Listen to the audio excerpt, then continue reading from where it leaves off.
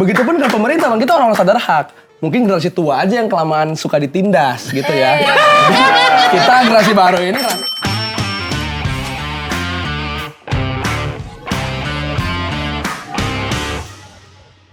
dan karena itu bukan gerakan dimulai dari, itu gerakan yang ya Ken Ferry juga udah pernah ngebahas tuh. Siapa tweet pertama yang bubarin DPR. Jadi gerakannya jadi gak organik, Bang. Itulah kenapa kita gak siap. Dijebak gitu. Makanya kemarin kan ada campaign aksi pulang dulu jangan demo. Karena jebakan kan, Bang. Tapi kalau next kita lebih prepare, gue sih ayo aja kita mengamini itu gas gitu. Kalau pemerintah masih begini kan. Siapa yang mau lu telanjangin? Kalau masih gak berubah kan, kita percaya mau berubah aja. Men, umur lo belum 40 lebih, men. Lo gak tau rasanya sendi-sendi pegel, biji lo sakit kalau tanah kena deh. Gak semua kayak lu, Net. Gak semua kayak lu. Iya, sorry. Iya, lo ngerasa gak sih bahwa jangan-jangan semangat lo ini akan pudar saat lo nambah umur gitu? Tahu nggak lo? Gitu? Pasti ya? Pasti, Bang. Justru karena gue tahu itu akan terjadi, gue nggak mau nyanyiin waktu gue punya sekarang. Oke. Sekarang gue tanya sama lo. Lo tuh Budiman Sujatmiko. Tahu. Umur 19 dia bikin partai politik, dia ditangkap sama Soeharto. Benar. Sekarang dia ada di posisi mana? Benar. Mungkin nggak lo akan kayak gitu? Gue tidak mau, tentu saja gue nggak mau, Bang. Kalau ngomongin, gue nggak pengen itu terjadi. Nggak mungkin apa nggak pengen? Menurut gue nggak mungkin karena Budiman juga dulu ngomong itu waktu di Budiman podcast. juga ngomong gitu sih. Di majalah Jakarta udah di beredal tuh, gue baca tuh. Iya. Gue nggak mungkin ada di.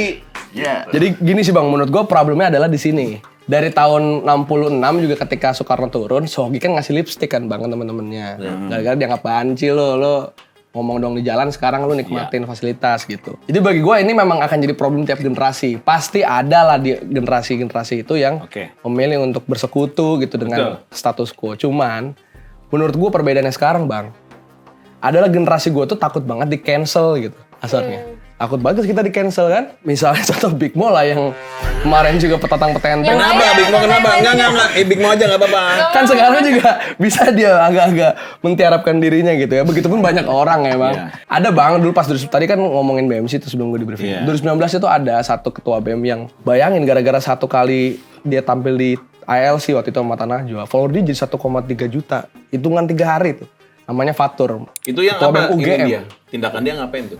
Nggak ada, dia tampil TV aja, Bang, tapi dia FKG, tapi agak ganteng gitu lah kasarnya. Jadi orang pada seneng. Fisik, Nah, dia di cancel gara-gara seminggu setelah dia terkenal, Bang, dan masih lagi momen-momennya demo, dia malah endorse Shopee. Makanya dia disebut Presma Reformasi di Shopee. Di cancel sampai sekarang Dia realistis.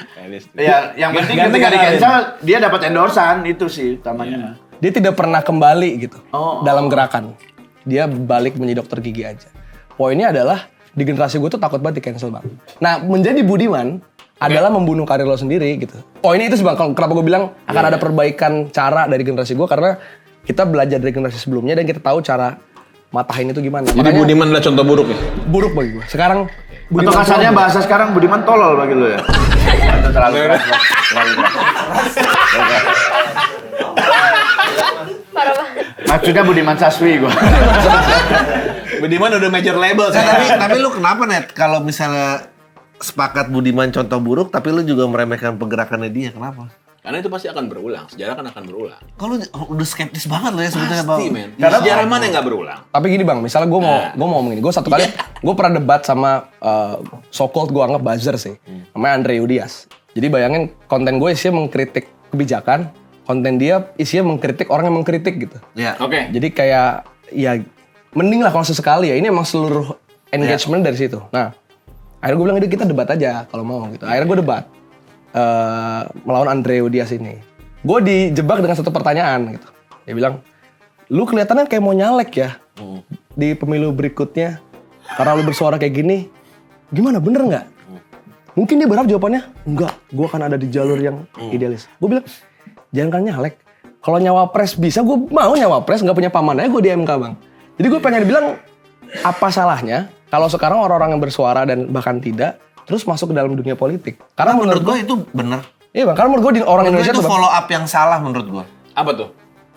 Lu apa numbangin penguasa, terus lu yang numbangin nggak ikut masuk ke dalam. Iya. Menurut gue lu cuma ngebiarin jadi status quo dirubung sama orang lain yang ini. Ya, menurut gue itu justru salah menurut gue. Mending kayak kita yang ngambil terus kita korupsi lu yang lagi. protes, lu yang tumbangin, lu yang jawab. follow up Tanggung jawab. sampai ujung. Nggak bisa. kayak menurut gue, Bang, orang Indonesia Nanti tuh ntar kita offline kita ngomong lagi. Gue Oh iya, oke. Jangan di sini tapi. Tapi kan ketika lo masuk sebuah sistem yang tidak bisa dirubah udah selama ratusan tahun, Harus lebih banyak lagi yang masuk dalam menurut gua. emang bisa Bisa. yang lebih banyak masuk. Bang, gua ada gini bang, kalau gua merasa Gua suka kesana lo. Gue biar seru aja ya. Yoi. Gue biar seru aja. Gue sih nggak peduli sebenarnya. Gue yang diminum aja. Lu udah gak peduli kan marah-marahin anak lo. Gue lebih peduli kenapa di tempat ini harga tequila 1 juta, di sini 2 juta itu tuh. Nah, iya. Nah, sama kenapa stadium ditutup? Coba lo usahakan kalau lo naik jadi anggota itu dibuka lagi. karena masuk Jumat pulang Senin kan bang tadi. Ya udah. Selasa. Nah, kalau gini bang, jadi kalau menurut gua lu nanya bisa apa enggak, ini for your info aja tahun 45 ketika founding parents kita pengen bikin kemerdekaan, 95% rakyat Indonesia buta huruf bang. Jadi kalau misal kali itu Soekarno dan teman-teman pengen nanya ke masyarakat, merdeka enggak? Kagak tahu mereka bang, merdeka itu apa. Jadi gua ada teori yang itu divalidasi dengan ada teori yang bilang bang, perubahan itu hanya butuh 5% orang-orang yang sadar di suatu bangsa. Nggak butuh 10, 15, 20, 5% loh. Jadi kalau nanya bisa nggak? Bisa, hanya butuh 5%. Udah belum? Gua rasa belum. Tapi menuju ke sana. Nah bagi gue salah satu jalurnya juga adalah perlu ada yang jadi government-nya, sitting government-nya. Perlu ada yang di luarnya. Nah menurut gue kita orang Indonesia ini terlalu baik sama orang jahat, terlalu jahat sama orang baik. Ada orang baik masuk politik. Ah kan ujung-ujungnya begini, lu ngapain di sana? Betul. Orang jahat masuk politik, ya namanya politik udah biasa. Ujung-ujungnya tapi berharap ke DPR lagi, berharapnya ke pemerintah lagi. Tapi lu sadar dari awal, orang baik pengen masuk lu larang-larang gitu bang. Tadi kan ada yang nulis juga tuh, ketua BEM UI. Oke, Nyalek kan, ada itu ketua BEM UI nyalek di atas tuh. Iya nih lo, gue agak nggak ngerti ya. Ini kepengurusan BEM UI itu ada dualisme itu. Apa lo ngerti nggak sih? Gue agak nggak tahu. Siapa sih. geng siapa? Apa geng Iya. Siapa? Siapa yang kan ada yang penunjukan kampus, katanya ada yang penunjukan bukan kampus. Iya. Gua rasa kalau itu kampus lain bang ya. Tapi yang gua pengen Yang lo tahu aja. bilang gini, UI itu kan sekarang terbagi dua lah, BEM UI kuning, BEM UI ungu. Berangkat dari pemilu mereka yang akhirnya pecah lah. Yang menang harusnya A, tapi diketok B. Kurang lebih gitu. Tapi yang pengen gue bilang, gue jadi ngerti kenapa orang-orang tuh akhirnya males percaya sama BEM. Lebih memilih percaya sama Ferry Irwandi, misalnya gitu kan. Anda ada masalah sama Ferry? Enggak ada. Ferry Irwandi nggak percaya mistis. Lo percaya mistis nggak? Enggak juga bang. Lu nggak suka sama Ferry Irwandi Ada gua berarti. suka rambut belah tengahnya, lu nggak suka ya? Yang nempelin di muka gitu. Dia bisa nyanyi lagu Iwan Fals, lo bisa nggak main gitar gitu? Enggak bisa jagoan bang Alok kalah Ferry. lo sama dia. Iya betul. Jadi gue ngerasa kayak lama-lama mahasiswa ini kebanyakan konflik internal horizontal yang membuat dunia yang fast-paced ini nggak kekejar, masalahnya banyak, mereka kebanyakan berkonflik. Akhirnya orang milih entitas yang ngerespon isu terkesan cepat, which adalah content creator, influencer ya kan. Kan dengan gampang bikin satu konten. Padahal mereka tidak ikut dalam bagian advokasi di lapangan juga.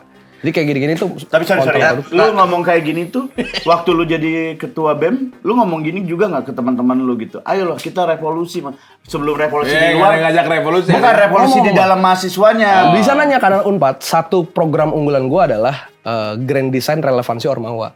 Nggak, tapi lu tadi ngangkat hal yang lucu karena di satu sisi lu merasa perjuangan generasi lu itu mengandalkan banyak ke viralitasan. Bener.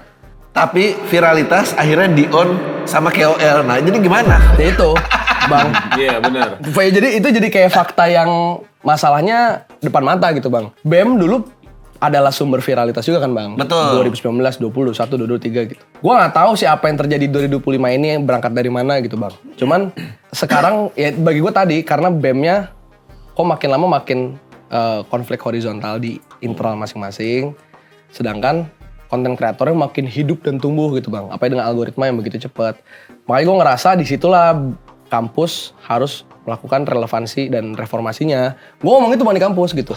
Jadi kayak misalnya dulu Bang lama lagi nih. Iya, lama lagi. Ya. Kalau ada masalah jadi lama lagi. Ini Bang, di angkatan gue itu, gue sempet Bang, 2020 gue nge-BEM. Waktu itu gue masih jadi pengurus lah gitu. 1.000 Bang yang daftar di BEM gue.